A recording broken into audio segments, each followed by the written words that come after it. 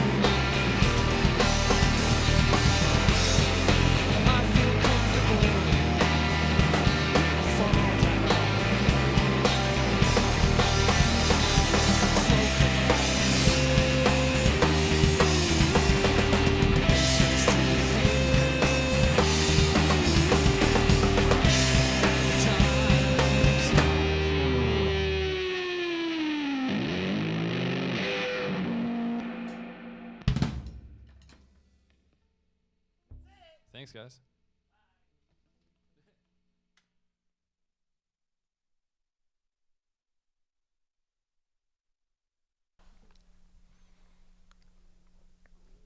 Welcome back to Live from Rocket Hall. My name is Trip, and you were just listening to Goalpost. Wonderful band. That was, again, I swear, every single time we have a band here on this show, I feel like they just make this show better and better. And this was definitely an example of that. And I'm so lucky to have them in our studio. So, Goalpost, thank you so much for coming on the show. Yeah, thanks for having us. Thanks for having us. Yeah. If you're a viewer, I guess if you're watching the video instead of the radio stream, some of you will recognize some of the faces from some other bands. Dual Neutral, Good Personalities come to mind. My big thing is how did this project specifically kind of come together, where it's the four of you making this music now? I met Dan at a bar, and we both were like, yeah, we make music. And then we started with Dual Neutral, and then I was like, hey, I got some songs, like, because we kind of stopped doing Dual Neutral, and then we just started doing this. Would you say like you had like, because I believe you kind of come in did you replace someone in dual neutral? Yeah, I took over duties. I gotcha. So then, would you say like these songs that you've been writing now are more like uh, your deals? Yeah, they were just a lot of them just kind of started off as just stuff I was diddling with at home, and I'd be like, hey, these riffs sound kind of cool. You want to play them? That's nice. That's nice. Yeah, I met Matt at the bar, and I was eating a hamburger, and he was wearing this shirt, and it made me really mad. It was like SpongeBob, like gangster SpongeBob. And, man, we almost got in a fight about it. Out back, it was smoky. The moon was up. The wolves were howling. Over gangster SpongeBob? Yeah, gangster SpongeBob. Yeah. Is it more of like a gangster Family Guy or a gangster like Looney Tunes bar than a gangster SpongeBob yeah, bar? the Ottawa Tavern at the time was very gangster SpongeBob. I gotcha. Yeah. Yeah. Yeah, I met Matt. It was cool. We hung out. We ate dinner together. We went on a paddle boat ride. and I'm having troubles with the other guitarist. And then Matt came in and saved the day. And then we decided, oh, this sucks. Let's do something else. That's what we did. So that's what this. you did. How did the other two people come into that formula? If you guys want to talk about. I'll let Ethan go first. Well, I just kind of right place, right time, fell into it. I also met Matt at the bar, but Was he wearing a gangster SpongeBob shirt? that's all I wear to the bar. But yeah, no, just luckily they Matt knew I played guitar. I was in another band, and then he was like, "Let's be in a better band." And Sure did. luckily, me and Matt kind of have a similar taste, I guess. So it just worked out. Awesome. I actually just started back with them in February. The bassist quit, and they needed someone to play bass, and I'd never played bass before. So they were like, "You're it." And so I started playing bass in February, and I've been playing guitar for a long time, so I had a little bit of knowledge. But, and yeah, that was that. And now I jam out with my favorite three boys. That's awesome. It definitely does not sound like you've been playing bass since February. I will say that. I appreciate that. Ethan, you were just saying, you and Matt kind of have some of the same musical influences. You kind of want to get into that? I know it's a little bit of a cliched topic, but still, one of the things that I think that I personally have wondered about is just what kind of sounds go into the music that I would say Dan and Matt and just this project have made so far. So what are some of your influences that kind of go into your playing? Oh man, that is a broad question. I mean, there's a lot of stuff. It's just sort of like an overall, sort of bands that have the right attitude and mindset and sort of like a ethereal dreamy sound. I don't really want to name any specific bands. I don't know. Do you have anything in mind, man? Boz Skaggs, Oh, the Carpenters, the Wiggles. No, yeah, just anything loud and washed out and dynamic really is kind of where I lean, and it seems like Ethan does as well. Yeah. Super cool. Dan, would you like to give us? I personally just love your drumming. Oh, thanks. It's so fun to watch. I was in the control room, being able to pick the shots, and I was like, we have to get this shot because I just know he's gonna go crazy. What are some of your? Do you have any drum influences when it comes to banging the cans? I learned how to play drums to my mom's Styx Greatest Hits CD when I was 7 years old. And so Styx is number one, dude. Styx is number one. Yo Gabba Gabba, it's up there.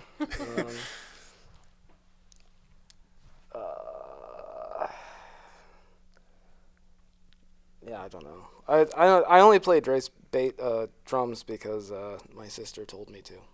Because your sister told you to. Yeah, I've just been doing it for 20 years now. For 20 years now. Pinned out pretty well. Yeah, Yes. no, I guess. Yeah. I'm bankrupt. It's fine. It's not a big deal. We all will confuse sometime, honestly. Alex. Well, Dan and I are pretty huge Smashing Pumpkins fan. I've always loved Darcy Retzky. So it's kind of like a lot of the stuff I'm doing right now. I'm trying to not necessarily copy, but as an inspiration, I suppose. But I also listen to a lot of funk. When I did start playing earlier this year, I was listening to a lot of Earth, Wind, and Fire, like a lot. Yes. And so I kind of got the rhythm down. And so, yeah, a lot of funk influences. I love blues, so I kind of diddle around with that every now and again. And so it's just nice to kind of blend everything that I love and put it all together, like Euro pop and all that fun stuff. And so as I get better, we'll see what happens. Yeah. Nice to take all that stuff and just make it your own, for sure. And I've definitely enjoyed listening to all four of your, musical influences combined, for sure. We're just going to take a little bit of a sidetrack here. When we play this episode, it will be very close to the most family-centric time of the year. Which, this question has nothing to do with family. It has everything to do about Thanksgiving. And I asked the same question to the band that played our November show last year, so I'm asking it to you now. What is your favorite Thanksgiving food? Stuffing. Cranberries. The cranberry sauce. The cranberry for sure. sauce. Lame. Balsa wood. Balsa wood? Yeah, dude. You ever had it? Deep fried? You on the groundhog diet? No. Is that the new one? Is that what Andrew Easy, Tate's come pushing on. these days? The groundhog. I'm chipping away over here. What about you, then? I'm basic. It's the mashed potatoes and gravy for me, but the gravy has to be good. The gravy. What goes into a good gravy? Just homemade, like right from use whatever the turkey like is left over from the turkey. I don't know how they do it. I don't do it. I don't cook. But not that store-bought stuff. Can't be from a can. Not the store-bought stuff. No. I'm not going to eat it then. No. I gotcha. What goes into the stuffing that makes it like Stale bread. stale You bread? gotta leave the bread out for a couple of days, and then you soak it, and you put it all together with some chicken broth, some veggies. Yeah, buddy, you bake it real nice, so Yeah. it's nice and moist then. You think it goes well with balsa wood? Oh, yeah. It's my favorite balsa wood Everything. topping. Everything. You just go into the so like Thanksgiving, you just go in and it just sounds like a woodpecker family, Yeah. right? Well, Just like they make me eat in the closet now. Oh, okay. We You bring didn't our even own get hacksaw. you didn't get banished to the kids' table. You got pushed all the way out to I'm in the closet. There is a light on in the closet. That's nice. For me. Is it like one of those little drawstring? You like pull it out Yeah. that it does that? Yeah. Yeah. Unfortunately, it won't stop flashing. That's not They do fun. like a stick and carrot on the head, and he just runs around outside. They don't watch the football game. That's just what there's no turkey bowl. They just have like a stick and carrot race. It's a I'm Dan out bowl. there. Awesome. That's super great. Well, Goalpost, thank you so much for coming on live from Rocket Hall and for answering that super special burning Thanksgiving question. Oh, That's yeah. been much appreciated. You guys have any final thoughts you'd like to say at all? We're just happy to be here. Thank you guys for asking Yeah, us. thanks and for you guys have having. been great. We're really cool, and you're going to like us. Or I- else. Shout out the videography team. You guys really did a nice job. I saw some of the shots in the control room look good. That's good. It's good because that means their degrees are going to a good place. Yeah, buddy. For sure. Great. For sure. Good. So, Goalpost, thank you so much for coming on. Thank you. And Thank thank you. you, dear listener, dear watcher, if you're watching this, if you're perceiving this through pirated channels, like in your mind. Much appreciated too.